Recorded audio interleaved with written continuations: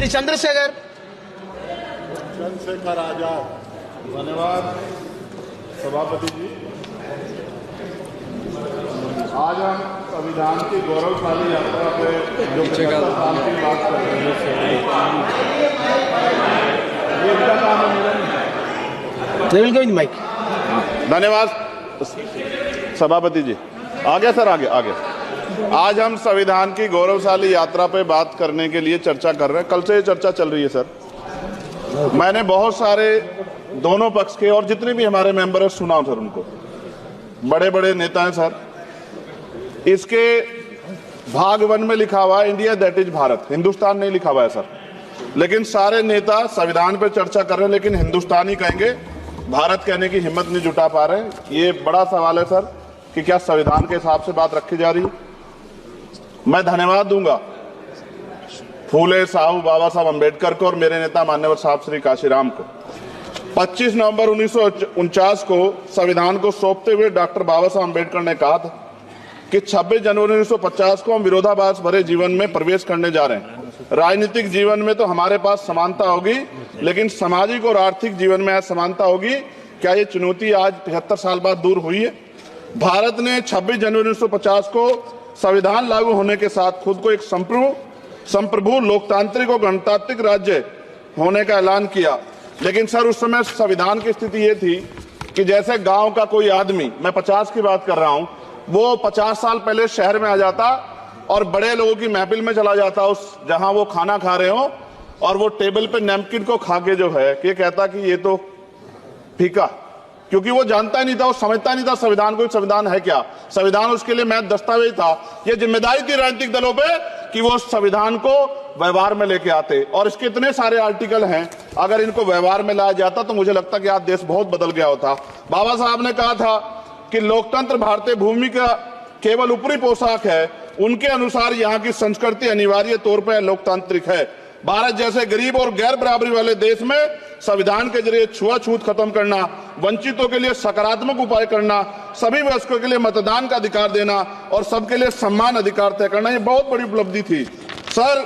ये संविधान है कि आप वहां बैठे हैं और मैं यहाँ खड़ा होकर अपनी बात रख रहा हूं, और इस देश में आदिवासी महिला के तौर पे जो है राष्ट्रपति बनी है, और प्राइम मिनिस्टर तो नहीं बना, लेकिन शेड्यूल कास्ट के बड़े नेताओं को भी जो है राष्ट्रपति बनने का मौका मिला। इस संविधान की देन, अगर वोट हम पे नहीं होता तो शायद अमीर और जो राजा महाराजा खुद को मानते हैं हमारी गलियों तक नहीं आ पाते, हमारे हाल नहीं जान पाते।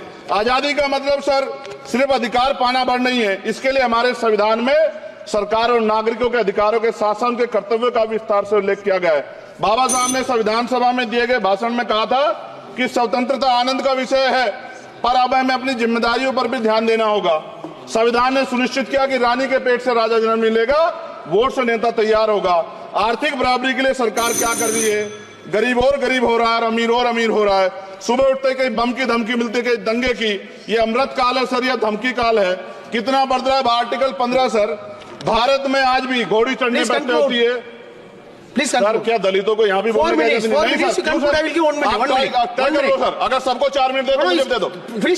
ये भेदभाव नहीं चलेगा दलितों के साथ। Time is 4 minute, don't waste. भाई सर, आप चेक करो, अगर सबको 4 मिनट दिए तो आप मना करो, मैं बंद कर देता हूँ इसको। क्या दलितों को सबसे आखिरी में नंबर मिलेगा और बोलने का मौका मिलेगा? क्या मजाक कर रहे हैं सर आप? नो, ये all independent people are having only 4 minutes. You take sir, independent में अपनी पार्टी का मेंबर हूँ सर, और जीत के आया हूँ सर, किसी की दया में नहीं आया। Take 1 minute and finish. Sir कल भी बोले तो एक दलीय पार्टी के लोग, आप मौका दो सर। मूछे रखने पर हत्या होती है, महिलाओं पे, छोटे मासूम बच्चों पर रेप हिंसा होती है। एनसीआरबी का डाटा देकर डर लगेगा। यही 1 किलोमीटर में संविधान को जला गया, और महाराष्ट्र के परभनी में अभी भी संविधान को नष्ट किया गया, उसकी कॉपी को। आर्टिकल 25-26 में संविधान में सभी को धार्मिक आजादी। कहाँ है दलितों की, मुसलमानों की, जैनों की, बौद्धों की, ईसाइयों की? छत्तीसगढ़ में सतनामी समाज को संविधान की अपनी धार्मिक आजादी के आधार पर जो है उनको अपमानित करके जेल में बंद कर दिया। संभल, अजमेर, अयोध्या सब इसका उदाहरण है। ये सरकार आलोचना डरती है। कितने लोग जेल में बंद है? मिरान हैदर, खालिद सैफी, उमर खालिद खान, सिफा खान, गुलफ्शा फातिमा और आजम खान साहब राजनीतिक विरोध में बंद है। सरकार यहाँ बैठी है, सरकार सामाजिक न्याय की बात करती है। बताए कितने दलित मुख्यमंत्री बना रखे हैं आपने? 13 ज्यादा सरकार स्टेट में सरकार है। कितनी महिला मुख्यमंत्री है? आपकी सरकार ने सुप्रीम कोर्ट के आदेश के बाद रिजर्वेशन प्रमोशन में जारी नहीं किया, और ओबीसी को पॉलिटिकल रिजर्वेशन आप देंगे नहीं देंगे, आप बताने का काम करें। मैं 75 साल की गौरव यात्रा में हम एक सभ्य समाज नहीं बना पाए, इसलिए जाति आधार पर SC ST OBC के बच्चों को प्राइमरी स्कूल से लेकर उच्च संस्थानों में भेदभाव किया जाता है। सरकार निरंकुश हो गई, कोई बुलडोजर से कार्रवाई करता है। कल मंत्री जी ने कहा हमने राष्ट्रीय पिछड़ा वर्ग आयोग बनाया, 69 शिक्षक भर्ती में उसकी सिफारिशों को नहीं माना। EWS के जरिए आपने संविधान पे आरक्षण के प्रावधान पे हमला किया। 1 मिनट में खत्म कर रहा हूं सर। संविधान सर, न्यायपालिका में आर्टिकल 124 ये कहता है सर, ये अधिकार जो है, Sanjay sir ji please conclude sir 1 minute में प्लीज संविधान में न्यायाधीशों की नियुक्ति का अधिकार राष्ट्रपति के द्वारा होना चाहिए, अभी तक नहीं हो रही है। All India judicial service commission कब बनेगा?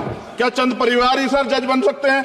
और आज हम सर, मैं सरकार से सवाल पूछना चाहता हूं सर, सेवाओं में SC ST OBC वर्ग का कितना प्रतिनिधित्व है? भारत सरकार के मंत्रालयों के अधीन PSU में, बैंकों, बीमा कंपनियों में और स्वस्थायी संस्थानों में आउटसोर्स तथा कॉन्ट्रैक्ट पर वर्तमान कार्यरत कर्मचारी कुल कितनी संख्या है? आउटसोर्स और कॉन्ट्रैक्ट में कार्यबल SC ST OBC कितना प्रतिशत है? निजी क्षेत्रों में कार्यरत कर्मचारी, उनके SC ST OBC की वर्ग लाभ। सर खत्म कर, लास्ट पॉइंट सर, मैं फिर स्पष्ट तौर पर कह रहा हूं सर, यहां बैठे SC और OBC के मेंबर से कह रहा हूं सर, उनको सामाजिक जिम्मेदारी का ध्यान भी रखना चाहिए। पार्टी के प्रति वफादारी के साथ साथ अपने वर्गों के प्रति ईमानदारी भी रखनी चाहिए। ईमानदारी नहीं होगी तो उन वर्गों का भला नहीं हो सकता, और हमें बहुत सरकारों से उम्मीद नहीं है। बहुत बहुत धन्यवाद सर। Thank you.